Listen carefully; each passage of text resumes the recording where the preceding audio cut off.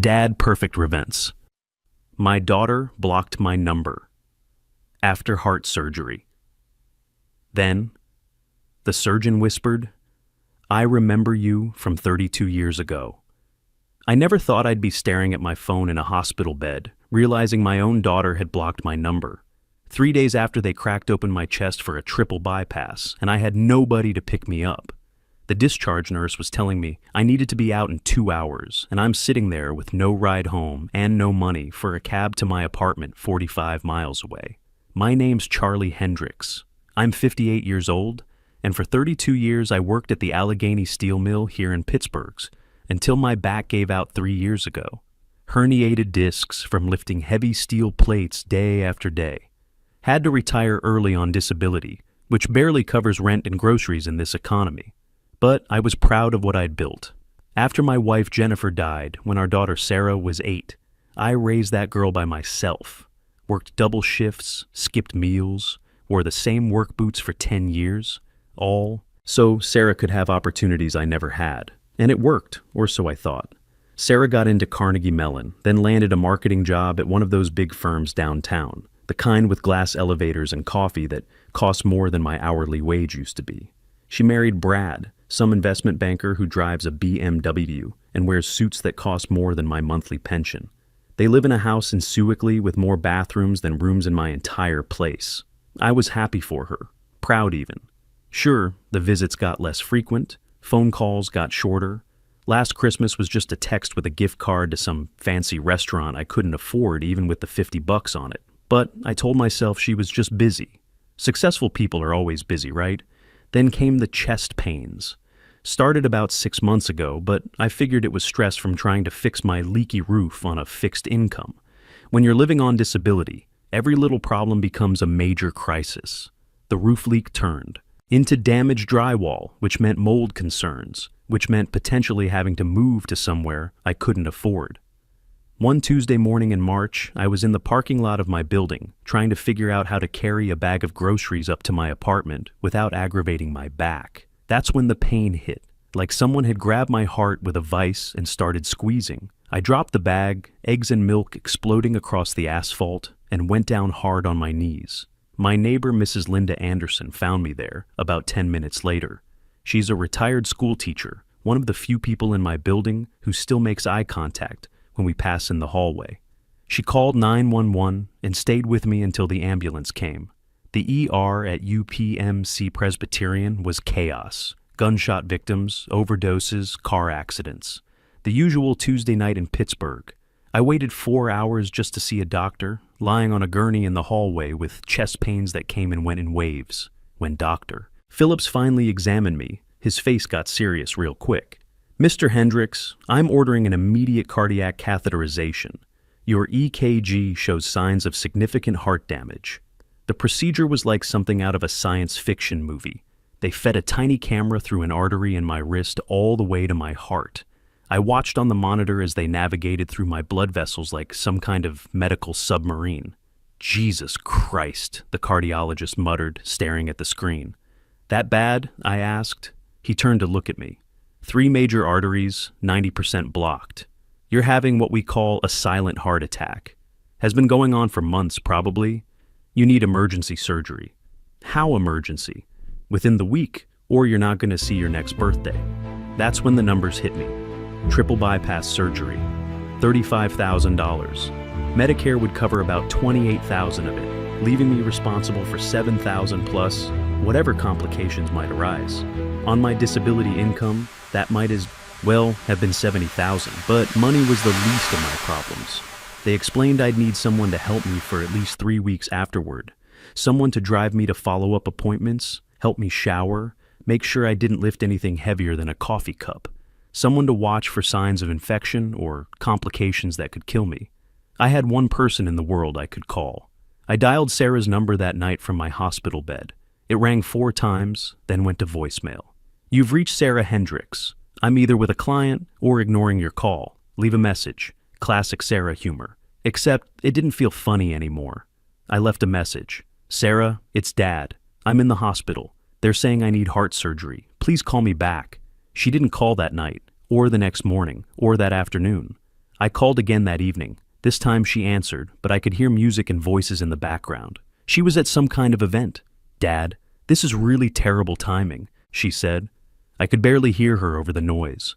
"Brad and I are at this charity fundraiser for the Children's Hospital. Can I call you tomorrow?" "Sarah, I'm in the hospital. They're saying I need heart surgery." The background noise got muffled. She must have stepped outside or found a quiet corner. "What? When did this happen? Why didn't you call me sooner?" "I did call you. Last night. I left a message. I've been so busy with this event." "What kind of surgery?" "Triple bypass. They want to do it Friday." "I'm scared, honey. I need you to be here." There was this long pause. Too long. I could hear her breathing, but she wasn't saying anything. "Friday?" "Dad, I have the Morrison account presentation." "Friday. It's been scheduled for months. This account is worth $2 million to the firm. Sarah, please. I might die." Another pause. Even longer this time. "You're not going to die, Dad. You're tough as nails. You raised me by yourself, didn't you? Look, I'll try to visit over the weekend. After the surgery. Okay? I promise." She hung up before I could respond. I sat there in that hospital bed, staring at my phone, trying to process what had just happened. My daughter, the little girl I'd sacrificed everything for, had just prioritized a business meeting over her father's life-threatening surgery. I called her back immediately. The call went straight to voicemail. I tried again an hour later. Same thing. By the third try, I got a message I'd never heard before. "The number you have dialed is not in service." She'd blocked my number. That night was the longest of my life. I lay in that hospital bed, hooked up to monitors that beeped every few seconds, staring at the ceiling and trying to understand how I'd ended up so completely alone. The guy in the bed next to me had his whole family there. Wife, kids, even his mother-in-law, who couldn't stop fussing over his blankets. They'd brought homemade cookies and kept asking the nurses if there was anything else they could do. Meanwhile, I had nobody. 58 years old, and the only person I had in the world had just cut me off like I was some telemarketer. The surgery was scheduled for Friday morning at 7 a.m. Thursday night, a nurse came in to prep me, shaved my chest, gave me some kind of antibiotic soap to wash with, explained what would happen. "Dr. Castellano is one of the best cardiac surgeons in the state," she said. "You're in excellent hands. How long will I be under?" "About 4 to 6 hours, depending on complications. When you wake up, you'll be in the ICU with a breathing tube. That's normal. Don't try to talk or move around too much." "What if something goes wrong?" She paused in her note-taking. "Do you have any family we should call? Next of kin?" "I have a daughter, but..." I trailed off. "How do you explain that your only child has blocked your number? Emergency contact?" I gave her Mrs. Anderson's information. My 72-year-old neighbor was now my closest relationship. That's when it really hit me how far I'd fallen. Friday morning came fast. They wheeled me down to the operating room at 6:30, and I remember thinking this might be the last time I'm conscious. The anesthesiologist was this young guy who looked like he should be in high school, but his hands were steady as he inserted the IV line. "Count backwards from 10, he said. I got to 8. When I woke up, it felt like I'd been hit by a freight train loaded with steel beams. There was a tube down my throat, machines everywhere, and pain like nothing I'd ever experienced. They'd literally sawed through my sternum and spread my ribs apart to get to my heart. Every breath felt like someone was stabbing me with a knife. But I was alive. The breathing tube came out the next day, and that's when I could finally talk. The first thing I asked for was my phone. I wanted to try calling Sarah one more time, maybe leave a voicemail letting her know the surgery had gone okay. The number was still blocked. Sarah didn't visit. That weekend. She didn't send flowers. She didn't even send a text. It was like I died on that operating table, and nobody had bothered to tell her. On Monday, 3 days after the surgery, the nurses started talking about discharge planning. That's when reality hit me square in the face. Catherine Williams, everyone called her Kate, was the head nurse on the cardiac recovery floor. She'd been checking on me regularly, and I think she'd noticed I never had visitors. Not once.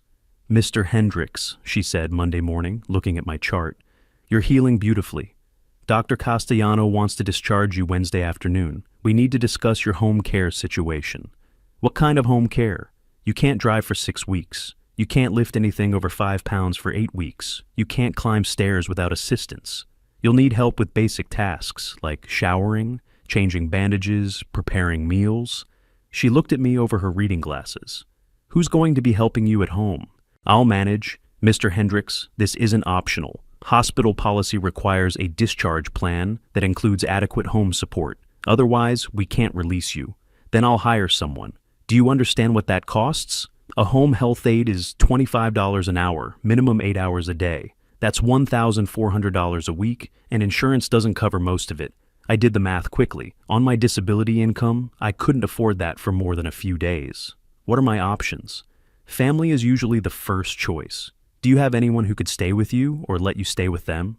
I thought about lying, but what was the point? My daughter lives here in Pittsburgh, but she's busy with work. Kate didn't say anything, but I could see the judgment in her eyes. She'd probably heard that excuse 1,000 times from families who just didn't want to be bothered. Let me talk to Dr. Castellano, she said finally. Maybe we can arrange something. An hour later, Dr. Castellano walked into my room. I'd met him briefly before the surgery, but this was the first real conversation we'd had. He was probably in his late 60s, silver hair, the kind of presence that made you feel calmer just by being in the room. Mr. Hendricks, he said, pulling up a chair next to my bed. How are you feeling?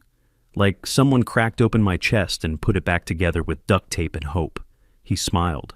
That's not far from the truth, though I use slightly more sophisticated materials. Kate tells me you're having trouble arranging care at home. I'll figure something out. She also tells me you live alone, 45 miles from here, with no family support available. I said, I'll figure it out. Dr. Castellano was quiet for a moment, studying my face. He had this way of looking at you like he could see right through whatever you were trying to hide. Mr. Hendricks, I'm going to be very direct with you. You cannot go home alone. Not yet. Without proper support, there's a 40% chance you'll be back here within 2 weeks with complications that could kill you. Heart surgery isn't like getting your appendix out. Your body has been through massive trauma. What do you suggest? I can't afford some fancy nursing facility. He leaned back in his chair, and something in his expression changed. I have a suggestion. It's unconventional, but I want you to consider it. Okay. I have a large house in Shadyside, more space than I know what to do with since my wife Nancy passed away 5 years ago. I also have medical staff on call 24/7 for my own health needs. What if you stayed with me for the next 3 weeks? I stared at him. I'm sorry. What? You'd have your own room, round-the-clock medical supervision, proper meals, everything you need to recover safely. Dr. Castellano, I can't accept that. Why would you even offer something like that to a patient you barely know? He stood up and walked to the window, hands clasped behind his back. Let me ask you something, Charlie. Do you remember working at the steel mill in the late 1980s? I was confused by the sudden change of subject. Yeah, I worked there for over 30 years. Why? Do you remember an apartment building on Carson Street? 4 stories, red brick, building number 447? Sure, I knew that area. What about it? He turned to face me. In January 1987, there was a young medical student living on the 3rd floor of that building, poor as dirt, working nights at a gas station to pay for tuition and books. One day, he found an envelope in his mailbox with no return address. Inside was $400 in cash and a note that said, "Keep going, someone believes in you." My chest tightened, and it had nothing to do with the surgery. That was 32 years ago, I managed to say. How do you remember something like that? I was that medical student, Charlie. That $400 paid for my biochemistry textbooks and kept me fed for 6 weeks. More importantly, it came at a moment when I was ready to quit everything. I was exhausted, broke, working 30 hours a week at that gas station on top of a full course load. I'd been living on ramen noodles and peanut butter sandwiches for months. I didn't know what to say. Over the years, I'd left envelopes for maybe a dozen people, always anonymously, always when I saw someone really struggling. I never wanted credit for it, never told anyone, not even Jennifer. It was just something I did when I had a few extra dollars and saw someone who needed it more than I did. I kept that note, Dr. Castellano continued, 32 years, and I still have it in my desk drawer at home. Keep going. Someone believes in you. Do you have any idea what those words meant to a kid who was convinced he was too stupid and too poor to become a doctor? I don't remember writing any note. You probably wrote dozens of them, but that one changed my life. I was literally planning to drop out the next week, go back to my hometown in Ohio, maybe get a job at my uncle's auto repair shop. Instead, I stayed. Graduated third in my class, got into residency at Johns Hopkins, eventually became chief of cardiac surgery here. He sat back down. When Kate told me about your situation, I looked at your file. Charles Hendricks, former steelworker, lived in the Carson Street area in the 1980s. I went home and checked my old journals. Yes, I keep journals. And there it was, January 15th, 1987. Found money in mailbox today. Someone believes in me. You kept a journal entry about it. I wrote about it every year on the anniversary. It became a reminder that there are good people in the world, people who help others without expecting anything in return. He leaned forward. Charlie, when I learned you had no one to help you recover, no way to get home safely, I saw a chance to repay a debt that's been on my mind for 3 decades. It wasn't a debt. I didn't do it expecting anything back. I know. That's exactly why I want to help now. 3 weeks, Charlie. Let me make sure you recover properly. Consider it one act of kindness repaying another. I wanted to say no. Pride's a funny thing. Even when you're desperate, it makes you want to refuse help.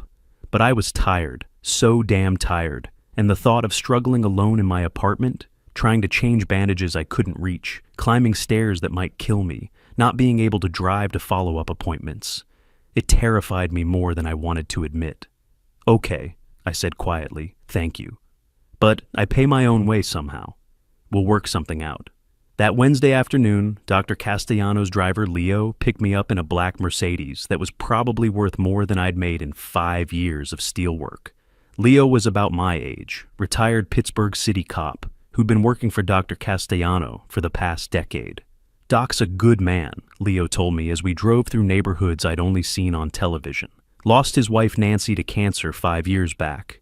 Been pretty lonely in that big house ever since. Think you might be good for each other. The drive took about 30 minutes through tree-lined streets with houses set back from the road, gates, and circular driveways. This was shady-side money, the kind of money that built Pittsburgh back when steel was king. Dr. Castellano's house wasn't just big, it was a mansion. 3 stories of stone and brick, with gardens that looked like they needed a full-time crew to maintain. Leo helped me out of the car and up the front steps, where a woman in scrubs was waiting. Mr. Hendricks, I'm Diane Foster, she said. I'll be your primary nurse during your stay. Dr. Castellano thought you'd be more comfortable on the first floor, no stairs to worry about. She showed me to a guest room that was larger than my entire apartment. There was a king-size bed with a headboard that looked hand-carved, a sitting area with leather chairs by a fireplace, and a bathroom with a walk-in shower and grab bars already installed. Dr. Castellano had the grab bars put in yesterday, Diane explained. The shower seat and raised toilet seat are new too. Everything you need for a safe recovery. I sat down on the edge of the bed and nearly sank through to the floor. This mattress probably cost more than my car. This is too much, I said. I can't accept all this. Diane smiled. Dr. Castellano was very specific about your care plan. He said you're stubborn and proud, and that I should ignore any protests about being too much trouble. She handed me a small bell. This is for emergencies only. Otherwise, I'll check on you every 4 hours, help with medications, and be available for whatever you need. Dr. Castellano appeared in the doorway. Everything satisfactory? It's incredible. But I meant what I said about paying my way. We'll discuss that later. Right now, you need to rest and heal. Dinner's at 6. Gloria makes the best Italian food in Pittsburgh. Or, if you're too tired, Diane can bring a tray to your room. The first few days were a blur of medication schedules, gentle exercises, and slow walks around the house. Dr. Castellano checked on me every morning before leaving for the hospital, and every evening when he got home. We started having dinner together in his dining room, which was bigger than most restaurants. Tell me about your daughter, he said one evening over Gloria's incredible lasagna. What's to tell? I raised her alone after my wife died, sacrificed everything so she could have a better life than I did, worked myself into the ground to pay for her education, her wedding, everything. I pushed food around my plate, and when I needed her most, she disappeared. Have you tried calling her since the surgery? Numbers still blocked. Maybe she doesn't know the surgery went well. She could have called the hospital to check. She has my insurance information, my social security number. If she wanted to know, she'd know. Dr. Castellano was quiet for a moment. I had a sister who did something similar when our mother was dying. Couldn't be bothered to visit, always had excuses. After the funeral, she showed up asking about inheritance. What did you do? Told her exactly what I thought of her. Haven't spoken since. He set down his fork. Sometimes I wonder if I should have handled it differently.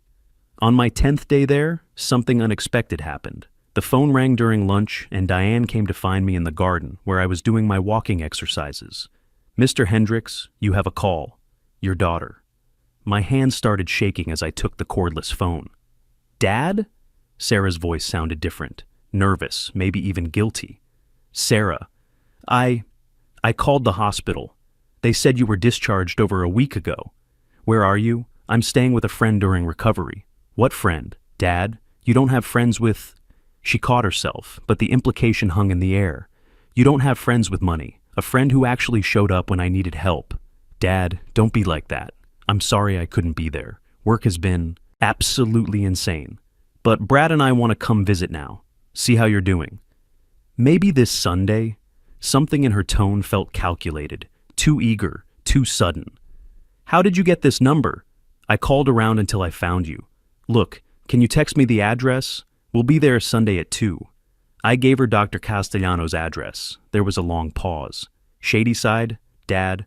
Whose house are you staying at exactly? I'll see you Sunday, Sarah. I hung up before she could ask more questions, but my hands were still shaking. After 2 weeks of silence, she suddenly wanted to visit the day after finding out where I was staying. And she was bringing Brad with her. This wasn't about checking on her father's recovery. This was about something else entirely. Dr. Castellano found me in the garden an hour later, staring at nothing and trying to process what had just happened. Your daughter called, he said. It wasn't a question. She wants to visit Sunday. First time she's bothered to check on me since the surgery. I looked at him. She got real interested when I mentioned the address. Charlie, I need to tell you something. After you mentioned your daughter's husband was in investment banking, I had my attorney do some checking. My stomach dropped. What kind of checking? Brad Hendricks works for Morrison and Associates downtown. The firm's been losing major clients for the past 18 months. They're under investigation by the SEC for fraudulent investment practices. Your son-in-law specifically has been using client funds for personal expenses. He sat down on the stone bench beside me. They took out a second mortgage on their house 6 months ago. Credit cards maxed out. Sarah's spending habits combined with Brad's legal troubles have put them on the edge of bankruptcy. Why would you investigate them? Because I wanted to know who had abandoned my friend when he needed them most. And what I found concerns me. He paused. Charlie, I think Sarah is coming Sunday because someone told her, you're staying with Dr. Anthony Castellano, chief of cardiac surgery, one of the wealthiest doctors in Pennsylvania. The implications hit me like a punch to the chest. You think she's after money? I think she's desperate. And desperate people make calculated choices.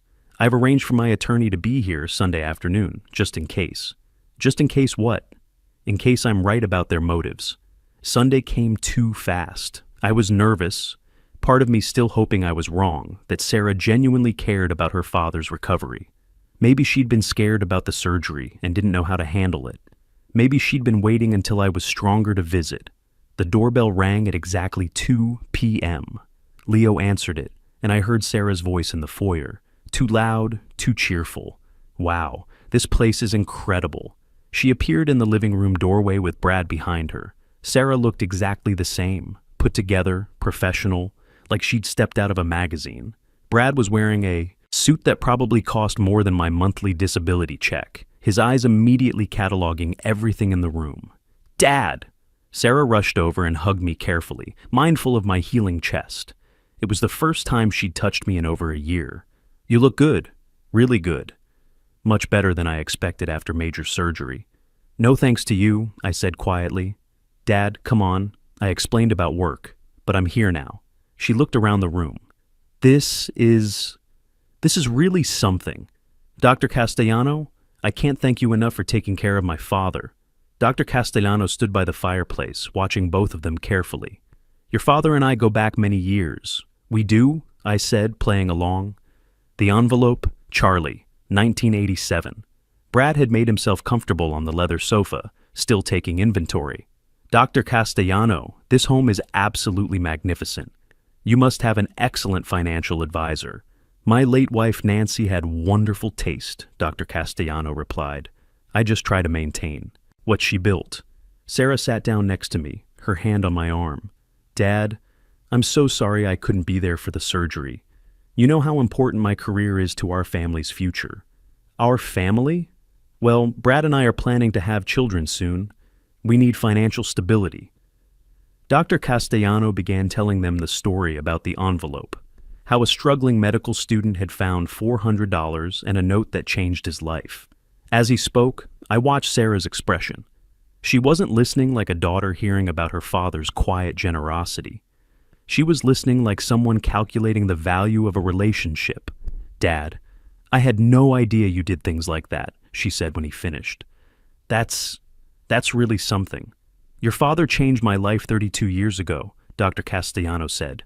I'm simply repaying a debt. Brad leaned forward. What kind of debt exactly? I mean, financially speaking? The room went quiet. Dr. Castellano's attorney, who'd been waiting in the study, chose that moment to enter. Dr. Castellano, you asked me to join you at 2:30. Charles, this is my attorney, Richard Walsh. Richard, these are Charlie's family members. Brad's face went pale when he heard the name. Richard Walsh was one of the most prominent attorneys in Pittsburgh, the kind who handled estates worth hundreds of millions. Actually, Walsh said, opening a briefcase, I have some documents that concern Mr. Brad Hendricks directly. What kind of documents? Sarah asked. SEC investigation materials. Mr. Hendricks, you're scheduled to appear before federal investigators next month regarding misappropriation of client funds at Morrison & Associates. Brad shot to his feet. You can't discuss an ongoing investigation. I can when it directly affects my client's family. Walsh pulled out a folder. Mr. Hendricks, your firm collapsed Friday afternoon. Federal agents seized all assets. Your clients have lost approximately $12 million, and you're personally liable for $3.2 million in fraudulent trades. Sarah looked back and forth between Brad and Walsh. What is he talking about? Your husband has been stealing from his clients for over 2 years, Walsh continued. The house, the cars, the lifestyle, all funded by money that belonged to other people. I watched Sarah's face cycle through confusion, disbelief, and then dawning horror. Brad, tell them this is ridiculous. Brad couldn't meet her eyes. Sarah, I can explain. Oh my God, she whispered. Is this why you wanted to come here today? Is this about money? The room erupted. Sarah started crying, Brad started making excuses, and Dr. Castellano watched it all with the calm expression of a surgeon who'd seen everything. Finally, Walsh spoke up. Mr. Hendricks, you have 2 choices. You can flee and face federal charges as a fugitive, or you can cooperate with authorities and face 7 to 10 years in federal prison. That's when Sarah turned to me with desperation in her eyes. Dad, can Dr. Castellano help? Can he loan us money for attorneys? We're family, and that's when I knew. Even now, even after everything, she was still thinking about what she could get from me. Sarah, I said quietly, when did you last call to check on me before today? Dad, that's not fair. I've been dealing with all this stress. When? She couldn't answer. I almost died 2 weeks ago. I was alone in a hospital room for 3 days, and you couldn't be bothered to call. Now you're here asking for money. I stood up slowly. I think you should leave. Dad, please. I'm still your daughter. No, you're not. A daughter would have been there when I needed her. A daughter would have cared whether I lived or died. I looked at Brad. And you saw an opportunity to manipulate an old man and his wealthy friend. You're both exactly who I thought you were. Dr. Castellano walked them to the door. I could hear Sarah crying in the foyer, begging for another chance. But I was done. 6 months later, Brad was convicted on 14 federal counts. Sarah divorced him before sentencing and moved back to Pittsburgh. She started therapy and eventually reached out to me through Dr. Castellano. It took 2 years, but we slowly rebuilt our relationship. Real this time, based on honesty instead of obligation. When Dr. Castellano passed at 79, he left me his estate, not because I'd asked for it, but because he said I understood what really mattered. The note he left said, Use this to help others the way you helped me. Be someone's miracle. I still live in his house. Sarah visits every Sunday now, sometimes with her new fiancé, a teacher who actually likes hearing my old steel mill stories. We're planning their wedding for next spring, and every month I leave an envelope in someone's mailbox, usually $400 in a note. Keep going. Someone believes in you, because that's what I learned from all this. We save each other, not with grand gestures or public declarations, but with small kindnesses when no one's watching, with showing up when it matters, with choosing someone every single day. My daughter almost lost me, but she found her way back. And in the process, I found something I'd been missing for years, a real family, not just by blood, but by choice. Life's funny that way. The smallest acts of kindness can echo across decades, creating circles of generosity that outlast any of us. And sometimes, the people you save might just save you back. True wealth isn't measured in bank accounts or real estate. It's measured in who shows up when you need them most, and who you're willing to show up for in return.